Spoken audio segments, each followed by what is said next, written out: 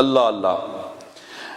سید ابو ہریرہ رضی اللہ تعالیٰ عنہ سے روایت ہے، پیارے آقا صلی اللہ علیہ وسلم نے ایک شخص کا ذکر کیا جو لمبا سفر کرتا ہے، اس کے بال بکھرے ہوئے ہیں، بدن پر مٹی ہے، گرد ہے، ڈسٹ ہے اس کی بدن پر، اور وہ اپنے آسمان کی طرف ہاتھ اٹھا کے یا رب یا رب پکارتا ہے، حالانکہ اس کا کھانا حرام ہے، لباس حرام ہے، پینا حرام ہے، غذا حرام ہو، تو پھر اس کی دعا کیسے قبول ہوگی؟ یعنی دعا کے قبول ہونے، عبادت کے قبول ہونے کے لیے بھی جو بنیادی چیز ہے پیارے اسلام بھائیو، وہ رزق کا حلال ہونا ہے، اور اس کی حلال کی بھی برکت ہے، ایسا نہیں، حلال کی بھی بے شمار برکتیں ہیں، حرام کی جہاں پر نحوستیں لکھی ہیں، حرام روزی کے نقصانات لکھے ہیں، وہاں رزق حلال کی برکتیں بھی لکھی ہیں۔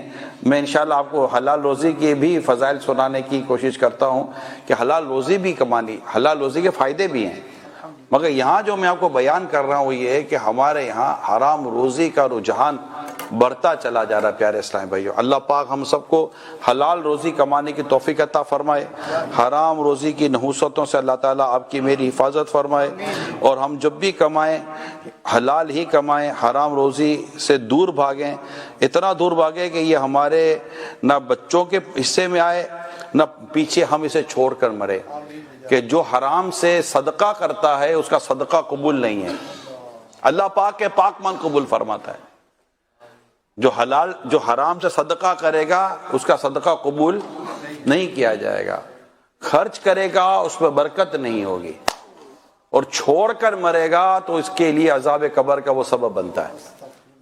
کوئی ایک بینیفٹ نہیں ہے، ایک بینیفٹ نہیں ہے۔ اب وجہ کیا ہے کہ ہم حرام روزی کے تعلق سے اتنے حساس نہیں ہوتے ہیں؟ بعض اوقات بندے کو دھن ہوتی ہے پیسے کمانے، میں پیسہ کمانا چاہتا ہوں، کیوں بھائی؟ آسائشوں کے لیے، گاڑی کے لیے، بنگلے کے لیے، یہ وہ، جو چاہوں وہ مجھے مل جائے، جو چاہوں میں وہ لے لوں۔ مگر میرے پیارے اسلام بھائیو، اگر خدا نہ خواستہ حرام روزی سے ہم نے دنیا میں آسائشیں حاصل کر بھی لی، مکان بھی ہو گیا، بنگلہ بھی ہو گیا، پراپرٹیز بھی بن گئی، چلے آپ نے فیملی کو بھی سیٹل کر لیا، ان کو بھی اسٹیبلش کر لیا، ان کو بھی آپ نے سپورٹ کر دیا، میں کہتا ہوں آپ نے خاندان بھر کو سنبھال لیا، خدا نہ خواستہ پیچھے روزی حرام کی ہے، لیکن ایک دن مر کے دنیا سے جانا ہے یا نہیں جانا؟ کیا یہ حرام کا مال چھوڑ کر دنیا سے جائیں گے؟ اگر اس حرام کے مال سے کوئی نیکی کے نام پر کام کیا بھی ہے تو قبول کیسے ہوگا؟ اللہ پاک مال قبول فرماتا ہے، تو چھوڑ کر تو جانا ہے نا۔ تو دنیا میں اگر آسائشیں اٹھا بھی لی تو وہ کتنے برس، اور میں جرنلی طور پر ڈسکس کروں، ویری سوری ٹو سے، دنیا بھر کے مسلمانوں سے، دنیا بھر کے عاشقان رسول سے، اسپیشلی میں اسکاٹ لینڈ گلاسگو میں ہوں، میں آپ سے ڈسکس کرتا ہوں کہ جب بھی آپ کسی ملک سے چھوڑ کے کسی ملک میں کمانے کے لیے جاتے ہیں تو کوئی بھی جاتے ہی کوئی درخت نہیں لگے، یہ میں دنیا بھر کے لوگوں کو بتا دوں۔ کسی ملک میں تو دنیا کے کئی ملکوں میں گیا ہوں، یقین مانے میں نے کسی ملک میں بھی وہ درخت دیکھا ہی نہیں ہے جسے پتے کی جگہ وہ نوٹیں گرتی ہوں، کہ یار چلو یار وہاں جائیں گے تھوڑا درخت مرخت ہلائیں گے اور جناب نوٹیں گرنا شروع ہو جائیں گی، نوٹوں میں جائیں گے۔ نہیں بھیا، کئی نوٹیں ووٹیں نہیں گرتی ہیں، یہ نوٹوں کا والا درخت کہیں بھی نہیں ہے، اگر ہوتا تو شاید پاکستان میں پہلے لگا ہوا ہوتا، ہم تو پہلے کام کر لیتے ہیں۔ تو ایسا کوئی نوٹ ووٹ کا درخت ملتا ہی نہیں، ایسا کوئی بیج ہی نہیں ہے، محنت کا بیج بونے سے ہی کچھ ملا کرتا ہے، باقی نوٹوں کا کوئی بیج بونے کا ہوتا نہیں ہے۔ اب آپ دنیا سے نکل کے جب یہاں آتے ہیں، کہیں بھی جاتے ہیں اپنے ملک سے نکل کر، تو کہیں بھی جا کر آپ پوچھیں ان لوگوں سے، اور میں جن سے بات کر رہا ہوں وہ شاید میری بات کو انڈورس کریں گے، 15 20 سال تو صرف اسٹرگل میں گزر جاتے ہیں۔ اب آدمی آتا ہے یہاں 20-25 سال کی عمر میں، 20-25 سال کی عمر میں آیا، اور وہ بھی خوشحال آدمی تو کم ہی نکلتا ہے، زیادہ تو وہی نکلتے کہ جن کے ویسے ہی وہاں سارے وہ دانے مک گئے ہوتے ہیں، ہوتا کچھ ہے ہی نہیں، حساب کتاب قرضہ مرضہ لے کر نکلتے ہیں دنیا سے باہر، اپنے ملک سے باہر، اور جہاں پہنچتے ہیں تو پہلے تو وہ قرضہ اتارو، اچھا جہاں پہنچتے ہیں وہاں پر قرضہ چڑھاؤ، جاتے کوئی ایسا نہیں ملتا، بہت کم لوگ ہیں جن کو پروفیشنلزم کے نام پر، ایجوکیشن کے نام پر جاتے ہی کوئی ایسی سیٹ مل جاتی ہے، تو اس کے پیچھے بھی ان کی 30-40-50 سال کی محنت ہوتی ہے، تب جا کر کوئی یہ مطلب کہ سیٹ ہولڈر ہوتے ہیں۔ مگر جنرل ڈسکشن یہ ہے کہ آپ 20-25 سال کی عمر میں کسی ملک میں جاتے ہیں، اس ملک میں جانے کے بعد آپ 15 سے 20 سال اسٹرگل کرتے ہیں. اس 15 سے 20 سال اسٹرگل کے اندر جو گھر کا قرضہ تھا پہلے وہ اتارتے ہیں, پھر جہاں قرضہ اچڑا تھا وہ اتارتے ہیں. یہ سارے قرضے اتارنے کے بعد اب آپ کی عمر ہو گئی 40-45 سال کی.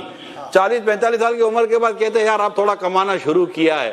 یہ بڑھتے بڑھتے آپ کی عمر ہو گئی 50 سال کی. ارے جوانی کی ساری بہاریں, زندگی کی ساری بہاریں تو آپ نے یہی نکال دی کمانے میں. اب 50-55 سال کی عمر میں جب بچہ بڑا ہوا تو بچہ کہتا ہے ابو ویئر از مائی سگنیچر, میری بینک میں سائن کدھر ہے؟ بولا تو کماتا کیا ہے؟ بولا تو کماتا نہیں ہے تو مجھے سائن تو دو. اس کو دینا بھی نہیں ہے, کچھ بھی نہیں کرنا. 50-55 سال کی عمریں گزر جاتی ہیں پیارے اسلامی بھائیوں. یہ میں ان کا کہہ رہا جو اب تو چلو جنریشن آ گئی, باپ نے 50-55 سال کی عمر تک محنت کی, اب بچوں کو یہاں بیٹھ کر مل رہا ہوتا ہے بعض اوقات, لیکن وہ بھی جو مل رہا ہوتا ہے تو بچے کب پوچھیں گے؟ کان میں بھی کسی بیٹے نے باپ کو نہیں پوچھا ہوگا ابا جان یہ جو اتنا بڑا امپائر کھڑا کیا ہے, اتنی فیکٹری اور دولت کھڑی کی ہے, اتنے مکان بنائے, ابا یہ تو بتا دو حرام کا ہے کہ حلال کا ہے؟